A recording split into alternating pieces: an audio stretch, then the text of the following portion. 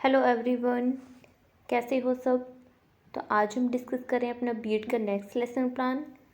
तो lesson plan बनाने के लिए हमें कुछ सबसे पहले जनरल इन्फॉर्मेशन लिखनी होती है और कुछ बातों का ध्यान रखना होता है। तो जब भी हम लेसन प्लान बनाते हैं तो सबसे पहले हमें लिखना होता है लेसन प्लान नंबर। तो ये जो है हमारा लेसन प्लान नंबर 13 है। इससे पहले मैंने और भी जो है लेसन प्लान डिस्कस किए हैं। अगर आपने अभी तक वो नहीं देखे हैं तो आप वो जाकर देख सकते हैं। उन सब का जो लिंक है वो आपको इस वीडियो के डिस्क्रिप्शन में भी मिल जाएगा। और साथ में जो क्या आप चैनल की प्लेलिस्ट के ऊपर जाकर भी जो ऐसे से रिलेटेड जितने भी लेसन प्लान है वो देख सकते हैं। आपको अलग से प्लेलिस्ट मिल जाएगी जहाँ पर आपको जो क्या है सोशल साइंस के, इंग्लिश के, मैथ्स के, साइंस के सब सब्जेक्ट के लेसन प्लान मिल जाएंगे। तो आप वहाँ पर जाकर चेक कर सकते हैं। और अगर ये वीडियो आपको इन्फॉर्मेटिव लगे तो वीडियो को लाइक कर दें। और अगर आपने अभी तक चैनल को सब्सक्राइब नहीं किया है तो चैनल को सब्सक्राइब कर दें। तो स्टार्ट करते हैं आज का लेसन प्लान। तो लेसन प्लान नंबर लिखने के बाद हमें लिखनी होती है डेट, उसके बाद पीपल टीचर्स नेम, उसके बाद हमें लिखनी है क्लास, उसके बाद सब्जेक्ट, उसके बाद हमें लिखना होता है ड्यूरेशन ऑफ द पीरियड जो है 35 मिनट। उसके बाद पीपल टीचर्स रोल नंबर, यहाँ पर आप जो कि अपना कॉलेज का या फिर यूनिवर्सिटी का रोल नंबर लिख देंगे। उसके बाद average age of the pupils, यहाँ पर आप जिस क्लास का लेसन प्लान बना रहे हैं उस क्लास के स्टूडेंट की एवरेज एज लिख देंगे। उसके बाद टॉपिक, आप कौन से टॉपिक के ऊपर लेसन प्लान बना रहे हैं। तो हमारा आज का जो टॉपिक है वो है राष्ट्रपति। ये जो टॉपिक है आपको 8th, 9th और 10th क्लास के अंदर मिल जाएगा और +1, +2 के अंदर भी ये टॉपिक है। तो आप उन सब क्लासेस के लिए ये लेसन प्लान बना सकते हैं।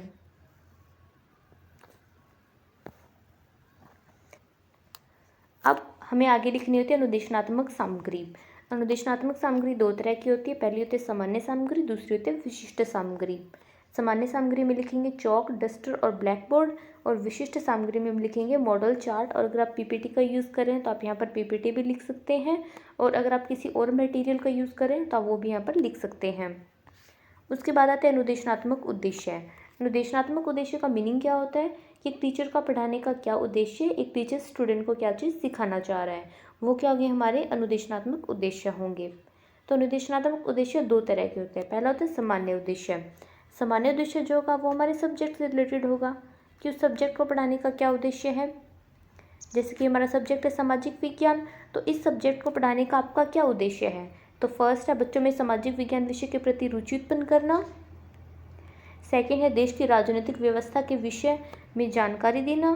थर्ड है भारत की शासन व्यवस्था के प्रति समझ उत्पन्न करना।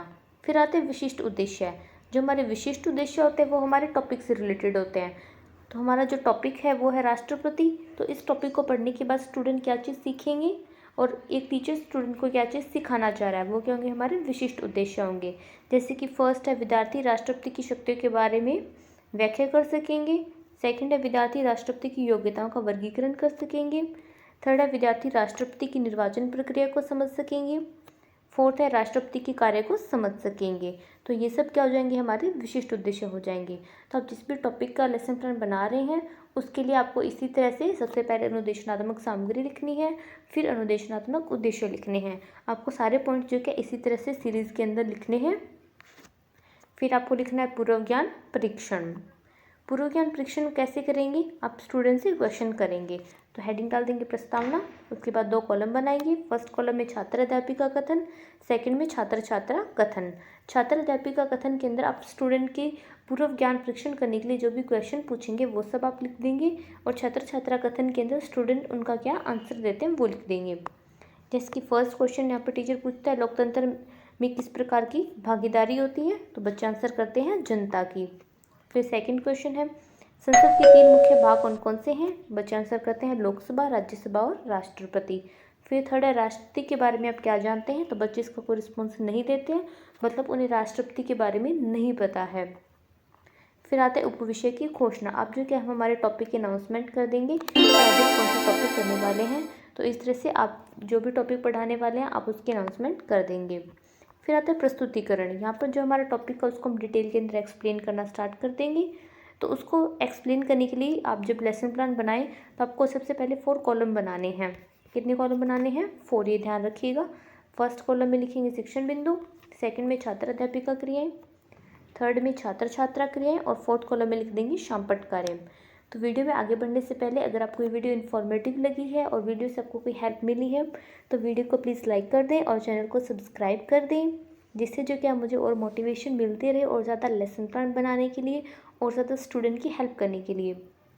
आप सब क्या लेसन प्लान देखते हैं पर जो क्या आप वीडियो को लाइक और चैनल को सब्सक्राइब नहीं करते हैं, जिससे जो क्या थोड़ा मोटिवेशन नहीं मिल पाता है।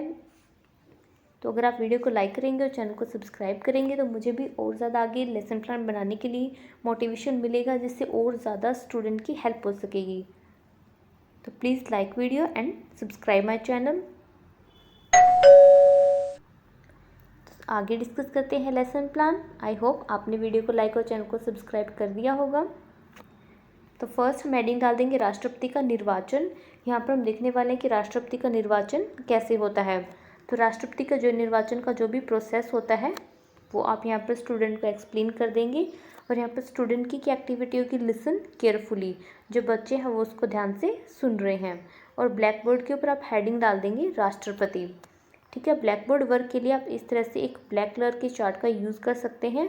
उसको आप कॉलम के साइज़ के अकॉर्डिंग कट करके पेस्ट कर सकते हैं और उसके ऊपर जो आप है अपना ब्लैक बोर्ड वर्क लिख सकते हैं। तो इस तरह से आप राष्ट्रपति के निर्वाचन का जो प्रोसेस है उसको एक्सप्लेन कर देंगे। यहाँ पर जो कि आप सारी डिटेल तो नहीं लिख सकते हैं पर आपको कुछ मेन पॉइंट्स लिखने होंगे।